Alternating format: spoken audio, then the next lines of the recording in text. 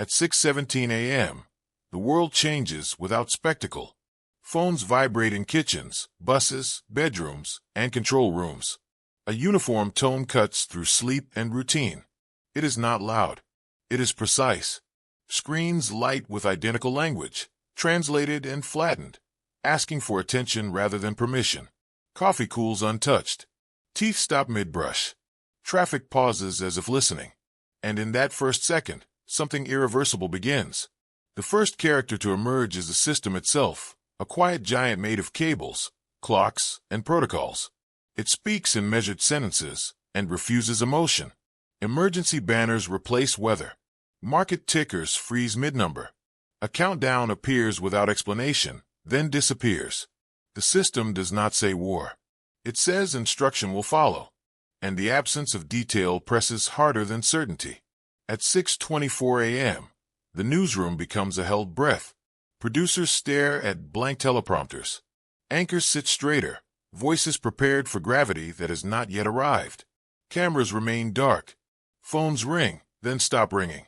Outside, the city continues moving, but with shortened strides. The system delays the story, and the delay becomes the story.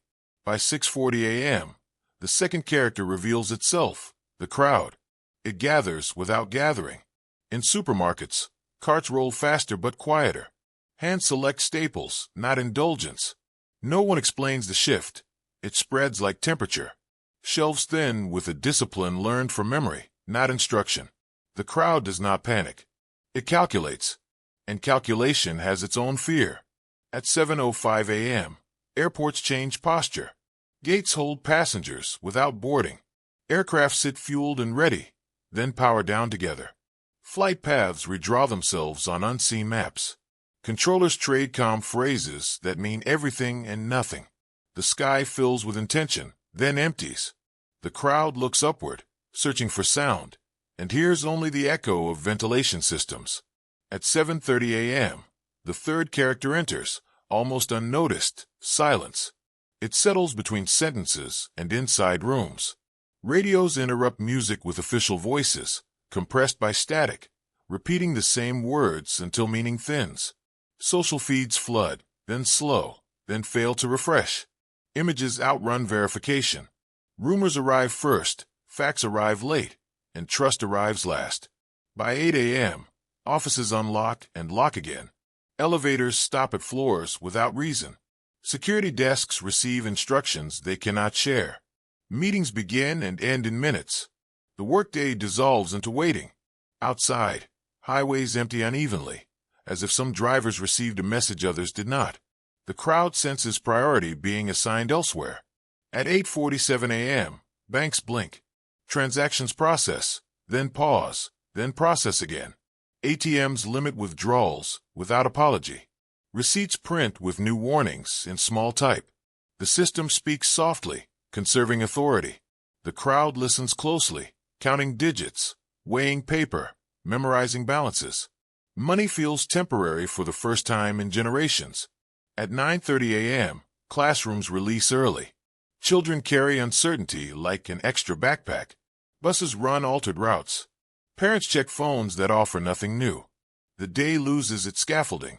The crowd begins to move homeward without being told.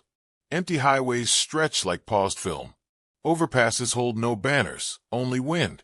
At 10 a.m., the newsroom returns to air. A single anchor appears against a muted background. No panel, no map, no motion. The voice is level, trained for restraint. A statement is read, approved by many and owned by none. A global armed conflict exists. No names, no borders, no timeline. The anchor pauses, and the pause speaks louder than the sentence. At 10:12 a.m., power grids shift. Lights dim imperceptibly, then hold. Data centers hum with renewed purpose. Hospitals test generators without announcing tests. The system prepares for endurance. The crowd feels the hum through floors and bones. It is the sound of a heartbeat slowing to save itself. By 11 a.m., lunch hours pass without appetite. Restaurants close early, citing supply. Delivery routes reroute toward priorities not listed. Pharmacies ration politely. Fuel stations form lines that do not honk. Strangers exchange glances that say, "This is happening." The crowd becomes aware of itself as a single organism, conserving energy. Between statements, rumors circulate with disciplined speed. Some say markets overseas have closed entirely. Others whisper about cyber intrusions, about satellites blinded for minutes at a time. No evidence appears, yet behavior changes anyway. People download maps they will not use. They write phone numbers on paper like a ritual remembered from childhood. Batteries sell out before chargers. The crowd prepares for friction, not catastrophe. By 11:32 a.m., municipal buildings post notices without logos. Elevators are restricted. Water systems announce maintenance that feels preemptive. Trains reduce frequency, then announce reductions again. The language of infrastructure grows cautious. Every adjustment suggests a longer road ahead. The system rehearses scarcity without naming it. In apartment towers, windows open despite the season. Residents listen for cues carried on air.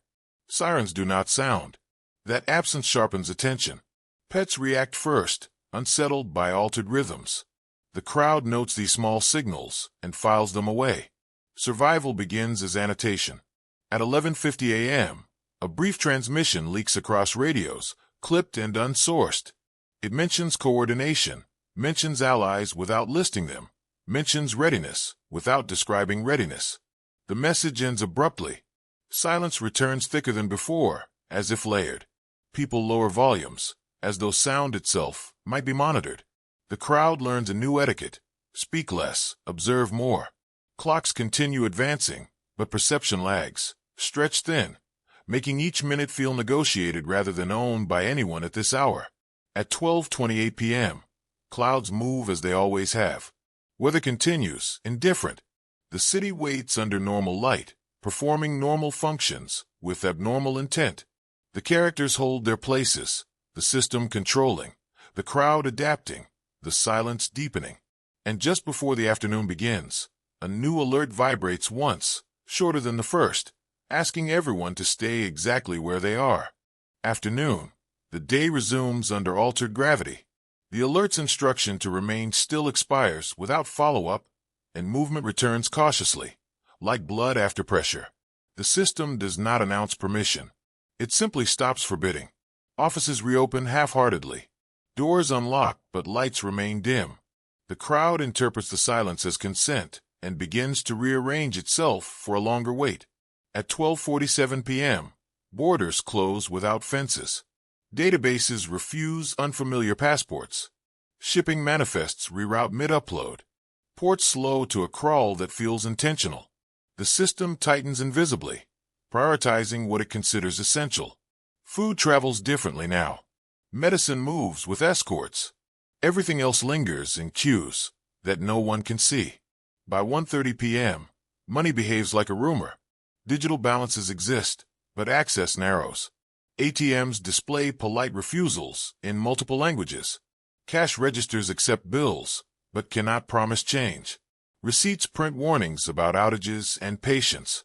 The crowd adapts with practiced calm, counting coins, choosing less, leaving more behind. At 2:15 p.m., offices empty again unevenly. Some workers are told to go home. Others are told to stay indefinitely. The criteria remain unstated. Elevators pause between floors as if reconsidering. Stairwells fill with the sound of footsteps and breathing. The system tests who remains. By mid-afternoon, the city's voice lowers. Traffic thins, then thickens near fuel stations, then thins again. Lines form without horns. Pumps run slower, calibrated to ration without saying so. The smell of gasoline hangs longer in the air. People memorize prices they suspect will not return.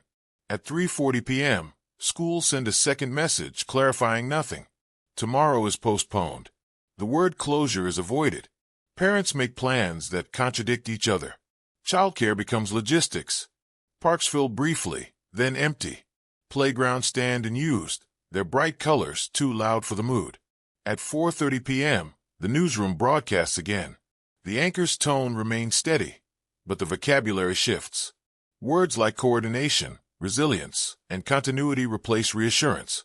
Graphics are sparse. Maps are still absent. The audience listens for emphasis and hears none. The system speaks as if this will last. Outside, clouds gather and disperse, irrelevant. Construction sites shut down mid-motion.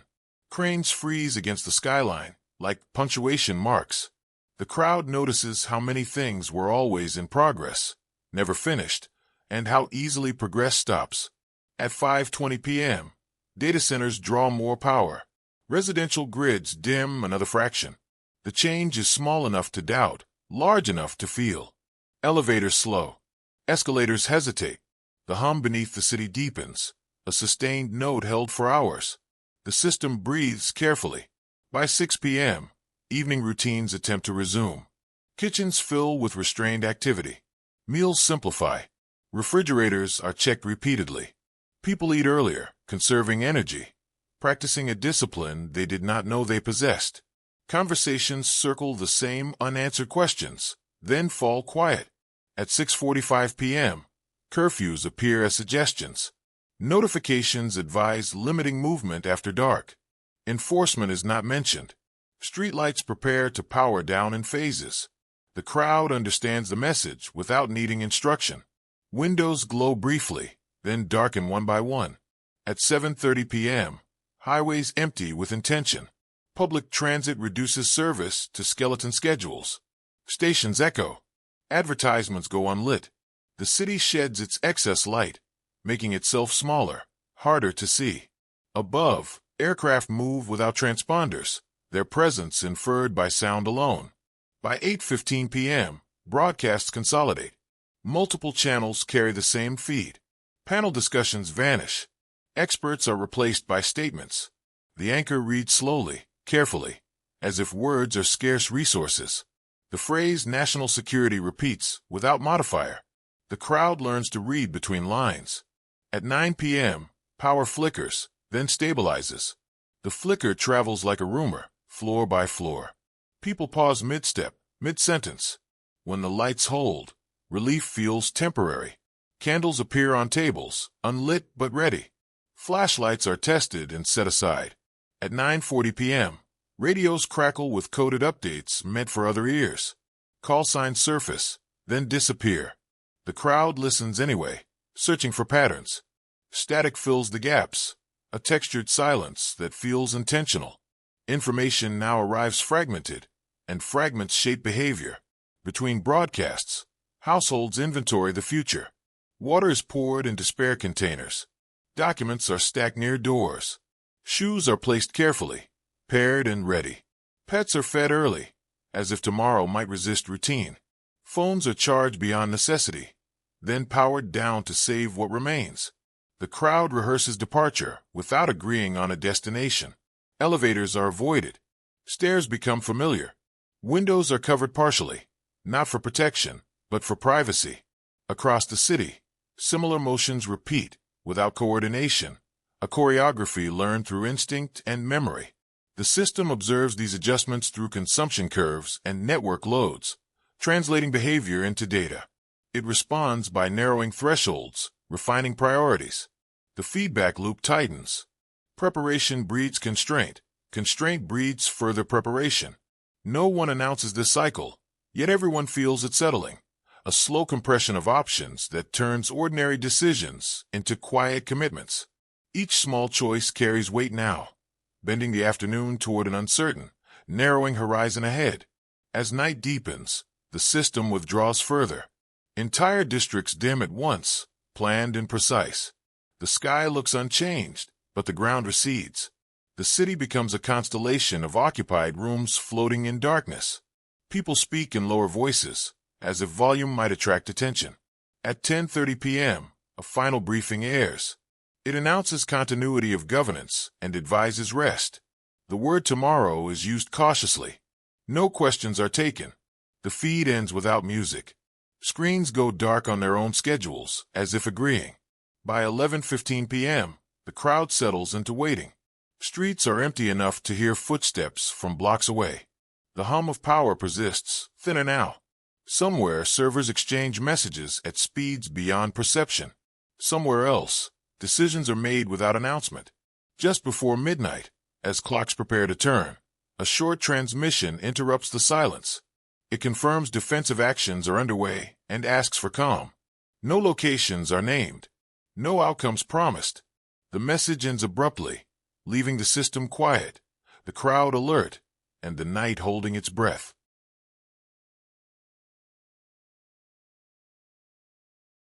After midnight, the city exhales into a different kind of dark.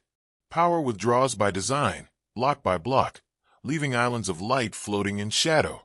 The system narrows its reach, conserving strength, testing resilience. Elevators stop. Streetlights blink out in deliberate patterns. The crowd registers the subtraction instantly, adjusting posture, speech, expectation. Darkness is no longer absence. It is policy. At 12:40 a.m., emergency frequencies remain open while everything else thins. Radios hiss with clipped phrases meant for coordination, not comfort. Civilian networks slow to crawl, then to silence. Messages queue without delivery. The crowd learns which connections mattered most by watching them disappear. What remains feels intentional, curated for endurance rather than ease. By 1:30 a.m., the night carries sound differently. Footsteps echo farther. Doors close softer. The hum beneath the city persists, a restrained vibration signaling that something vast is still awake. Data centers glow behind unmarked walls. The system watches consumption curves flatten, then drop. It adjusts again, shaving margins, prioritizing survival over convenience. At 2:15 a.m., entire regions go dark at once. The transition is clean, almost elegant. Windows lose their reflections. Streets become corridors of shadow. The crowd pauses, then resumes breathing. Candles are lit sparingly. Flashlights stay off. Eyes adapt. The city shrinks to what can be felt by hand and memory. Somewhere above, aircraft move without lights, their presence implied by a distant, disciplined sound. No one looks up. The crowd understands that observation now works one way. The sky belongs to the system. The ground belongs to those who remain quiet. By 3 a.m., fatigue settles like dust. People lie awake fully clothed, listening for changes in rhythm. Pets sense the tension and refuse sleep. The system continues its silent calculus, balancing grids, rerouting signals, testing redundancies. Nothing announces itself. Everything changes anyway. At 4:10 a.m., pre-dawn arrives without ceremony. The horizon lightens reluctantly, revealing streets that did not move all night. No traffic surge follows. No morning broadcast begins. The absence of routine feels heavier than its loss. The crowd realizes that yesterday's structure will not return on its own. Water pressure fluctuates briefly, then steadies. The interruption is small, but it spreads unease faster than rumor. Faucets are tested, then left alone. Toilets are flushed once, then not again. Conservation becomes instinct. The system notes the shift and tightens projections. By 5 a.m., grocery shelves are bare where staples once lived. Deliveries do not arrive. Pharmacies open with limited hours and limited stock. Signs appear explaining nothing. The crowd lines up anyway, spacing itself with unspoken rules. Transactions are brief, precise, almost ceremonial. At 5:45 a.m., a single broadcast breaks the quiet. The anchor appears tired now, not from fear but from restraint. The message confirms defensive actions continue across multiple domains. The language avoids escalation while acknowledging permanence. The word temporary is absent. The crowd hears the omission clearly.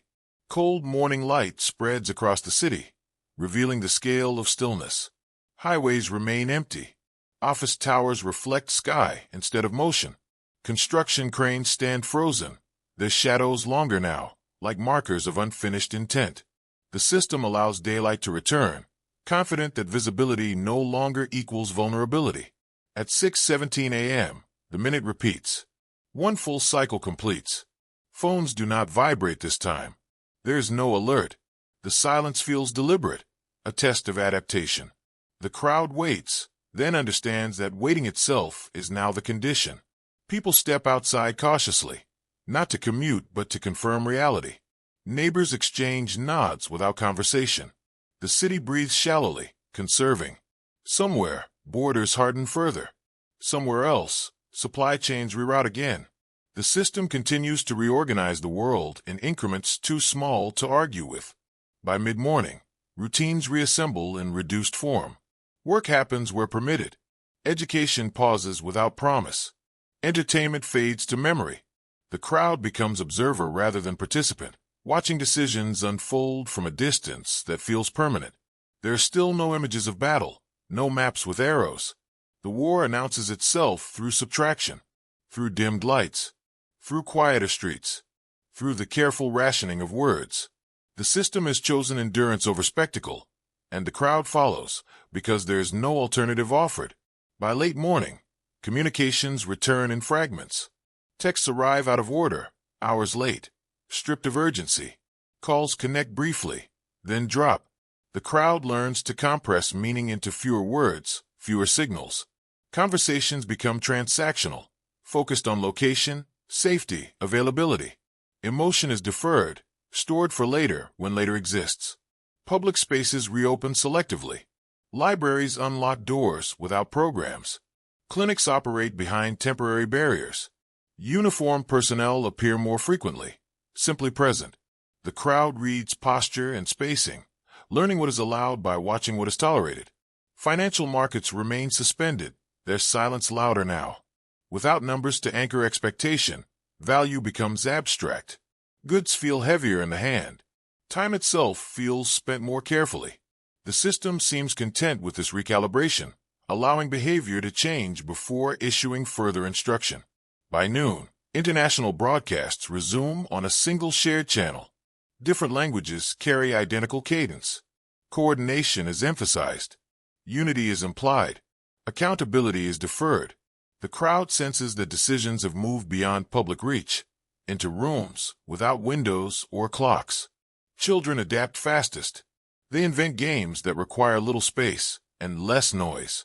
Adults observe this resilience. The system logs reduced energy consumption and approves the trend. As afternoon approaches again, the city accepts its new posture. The first day ends without ending. The war remains largely unseen, but unmistakably present, pressing gently, constantly, reshaping the ordinary into something narrower, tougher, and unavoidably shared. And somewhere between the first alert and this muted morning, the world crosses a line it cannot uncross, settling into a long, quiet struggle that has only just begun. Endures onward. The second day does not announce itself. It arrives already in motion, carrying the weight of decisions made while most of the world tried to sleep. Morning light returns with a thinner quality, as if filtered through caution. The system is awake before anyone else, already adjusting flows, already deciding what will move and what will wait. At 6:30 a.m., new notices appear without alarms. Transit schedules revise again.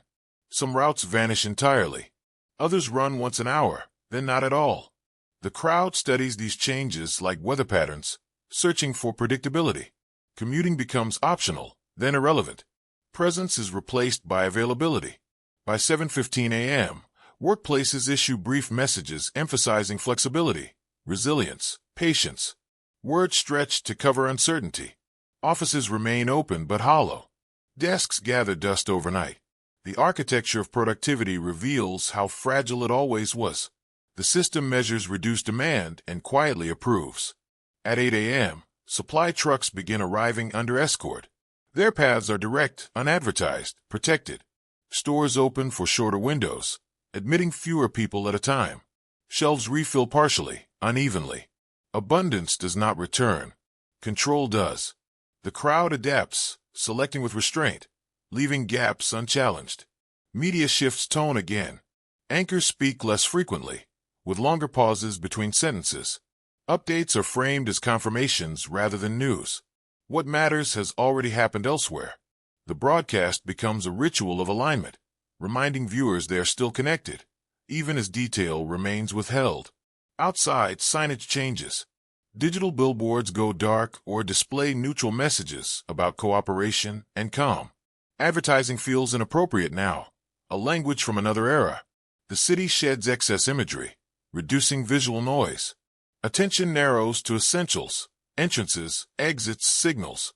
By mid-morning, financial access tightens further. Limits adjust downward without explanation. Online portals load slowly, as if burdened by thought. The crowd stops checking balances obsessively and starts budgeting intuitively. Value reorients around use, not accumulation. At 10:30 a.m., a brief interruption ripples through the power grid. It lasts seconds, but it is enough. Screens blink. Elevators pause. Conversations stop midword. When stability returns, relief feels practiced, almost rehearsed. The system tests tolerance and records compliance. The streets remain subdued. Pedestrians move with purpose, avoiding clusters. Public transport carries fewer passengers, each spaced by instinct. Masks reappear in some places, not mandated, simply chosen. Health becomes another domain of quiet calculation. By noon, international statements align across time zones. Leaders appear individually, speaking similar phrases, acknowledging shared strain. No one declares victory or defeat. The conflict is described as ongoing, complex, evolving. The crowd hears permanence in the careful wording. Food preparation becomes communal in subtle ways. Neighbors exchange ingredients without ceremony. Recipes simplify. Waste disappears. The system notices reduced landfill output and reroutes collection accordingly. Efficiency emerges from necessity, not policy. At 1:45 p.m., schools announce remote options that feel provisional. Lessons compress. Screens replace classrooms again, but without pretense. Education continues because stopping entirely feels worse. Children adapt, absorbing tension through play between assignments. Afternoon heat builds, but air conditioning is used sparingly. Buildings adjust thermostats automatically. Comfort yields to conservation. The hum beneath the city grows steadier, less strained. The system finds a new equilibrium and holds it. By 3 p.m., uniforms become more visible. Not aggressive, simply present. Checkpoints appear at infrastructure nodes, not neighborhoods. The crowd learns where movement matters by where it is watched. Compliance becomes a form of participation. Rumors persist but lose potency. Without fresh images, speculation exhausts itself. Attention shifts inward, toward immediate surroundings. People listen more closely to their own buildings, their own blocks. The war feels closer and farther at the same time. At 4:20 p.m., a coordinated test of emergency alerts rolls through multiple regions. Phones vibrate briefly, displaying confirmation messages only. No instruction follows. The system verifies reach, then withdraws.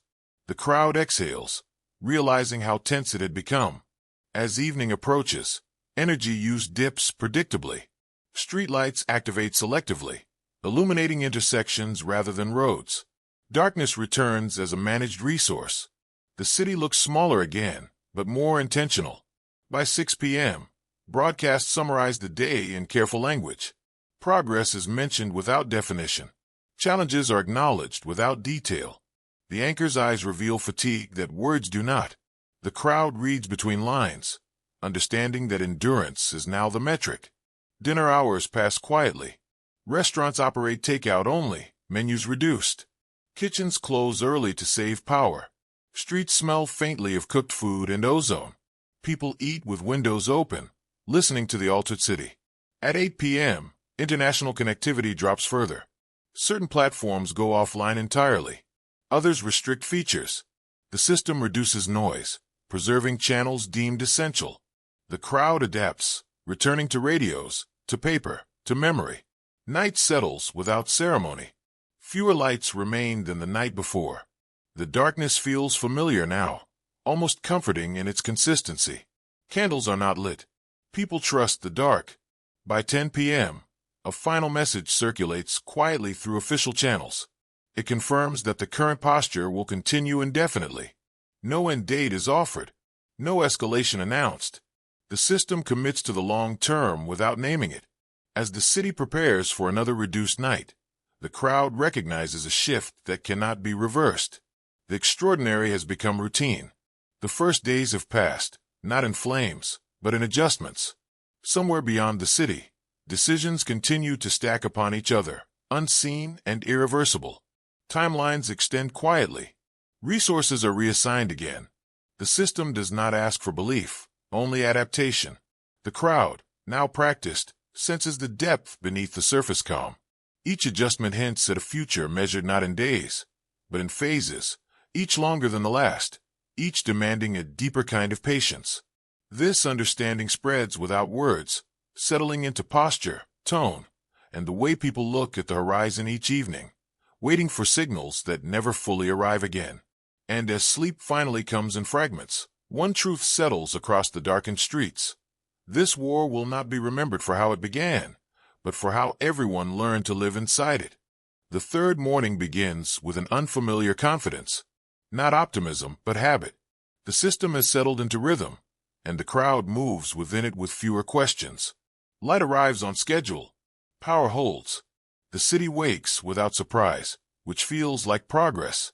At 6:20 a.m., routine asserts itself in fragments. Windows open. Radios click on low.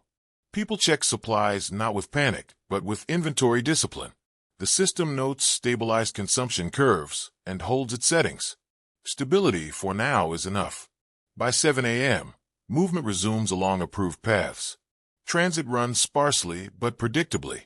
Checkpoints remain, unobtrusive and constant. Uniforms blend into infrastructure. The crowd navigates these markers with practiced ease, learning where friction lives and where it does not. At 7:45 a.m., information arrives in a new form. Bulletins summarize rather than update. The language assumes familiarity. Terms once explained are now used without preface. The system speaks to an audience it believes has learned the rules. Work resumes in altered shapes. Some tasks disappear entirely. Others expand to fill the space left behind. The crowd discovers new competencies, not out of ambition, but necessity.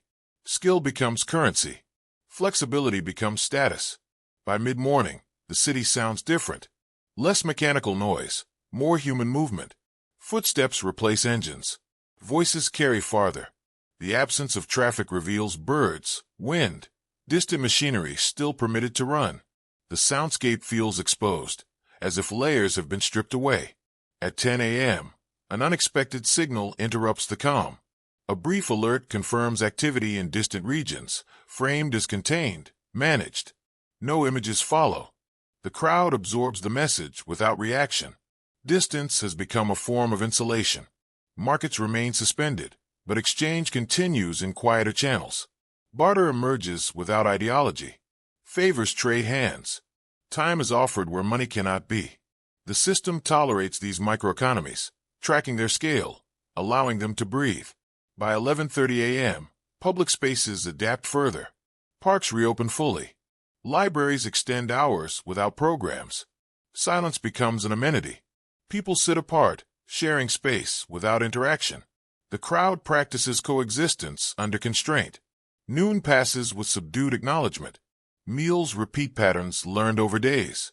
Ingredients rotate. Waste is minimal. The system observes improved efficiency and adjusts supply projections downward. Scarcity is managed not by force, but by habit. At 1:15 p.m., a coordinated broadcast reaches multiple regions simultaneously. The message confirms defensive postures remain active and adaptive. It introduces a new phrase, long-term stabilization, without defining it. The crowd understands this as a horizon, not a milestone. Afternoon heat presses against buildings, but cooling systems remain restrained. Windows and fans substitute for comfort. People dress differently now, choosing layers that adapt. The body learns alongside the city. By 2:45 p.m., transportation corridors shift again. Certain routes close permanently. Others expand. The logic is opaque but consistent. The crowd memorizes new maps, redrawing mental geographies around availability rather than convenience. Children play louder in contained spaces, testing boundaries. Adults listen, measuring risk by sound. Laughter feels permitted, even necessary. The system does not intervene. Morale, unquantified, proves useful. At 4 p.m., a subtle change ripples through networks. Latency increases. Uploads stall. The system diverts capacity elsewhere. The crowd notices the slowdown immediately, adjusting behavior, saving drafts, delaying sends. Anticipation replaces expectation. Evening approaches with a sense of earned quiet. The city prepares with practiced motions. Lights adjust. Doors secure. Meals conclude earlier. The rhythm holds. At 6:30 p.m., an unplanned interruption breaks through official channels. A short, unscheduled statement acknowledges losses without detail. The word casualty appears for the first time. It is not elaborated. The crowd feels the weight of specificity finally arriving. Silence follows, heavier than before. People sit with the word, turning it over privately. The system offers no clarification. Grief is not managed.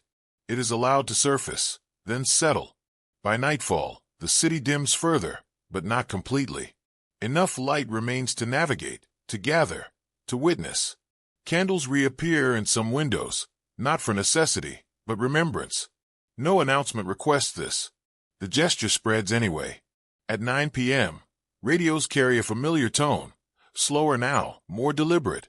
The anchor's voice acknowledges endurance as achievement. There is no promise of resolution. The crowd accepts this framing with muted agreement. Late evening brings a new awareness. The conflict is no longer abstract. It has cost something measurable, even if unnamed. The system continues its adjustments, but the crowd feels a shift inward, a tightening of resolve. Just before sleep, a final message circulates quietly among official feeds. It confirms that further measures are prepared if required. The phrasing implies thresholds not yet crossed. The crowd senses proximity to those lines, without knowing where they lie. Earlier in the evening, subtle signs ripple through the city's edges.